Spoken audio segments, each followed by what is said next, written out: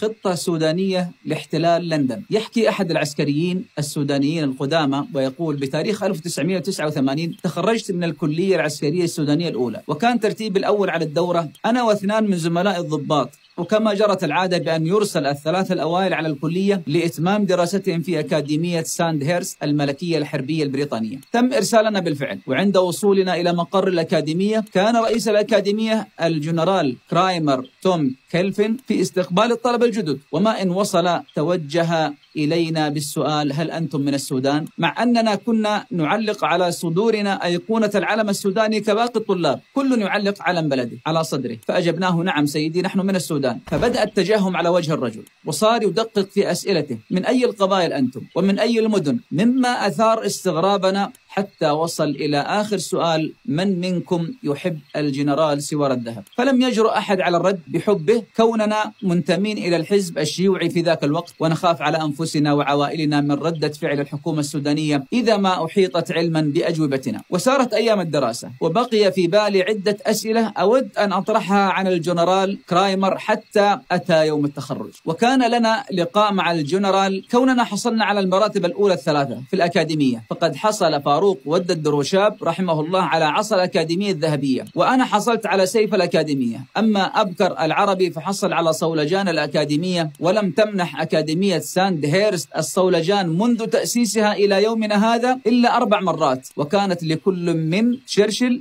مونتيغومري، إيزنهاور، رومل، والآخرين منحت لهم شرفية مع أنهم كانوا أعداء لبريطانيا العظمى، وخصوصا رومل الذي حارب البريطانيين لفترة طويلة. والمرة الخامسة كانت للضابط السوداني أبكر العربي، مما حدا بهم لتقديم عرض لنا نحن الثلاثة بالبقاء في إنجلترا كضباط في الجيش البريطاني، وبالطبع رفضنا نحن الثلاثة. وأثناء لقائنا برئيس الأكاديمية توجهت له بالسؤال عن سبب سؤاله لنا عن الزعيم سوار الذهب، فكان الجواب كالآتي: نحن كقادة في أكاديمية ساندهيرست حين يأتي الطلاب الجدد ننظر هل بينهم سوداني، فإذا كان نعلم أن المرتبة الأولى في الدورة ستذهب للسودان، وها أنتم أتيتم 3 وحصلتم على مراتب لم يحصل عليها أحد قبلكم. في إحدى السنوات قدم إلى الأكاديمية تلميذ سوداني وتخرج بتفوق، وكان عندنا سباق في الأكاديمية قبل التخرج يطلب من كل تلميذ أن يقدم خطة عسكرية لطريقة احتلال عاصمته، فما كان من الطالب السوداني إلا أن قدم خطته العسكرية وكتب عنوانا لها: أسهل خطة لاحتلال الخرطوم. وحين قمنا بتدقيق الخطة وجدناها خطة لاحتلال لندن وليست الخرطوم، وكانت خطة محكمة بدقة عالية لا يمكن أن يرسمها ويضع تفاصيلها إلا قائد بريطاني. فأرسلنا في طلب هذا التلميذ وسألناه: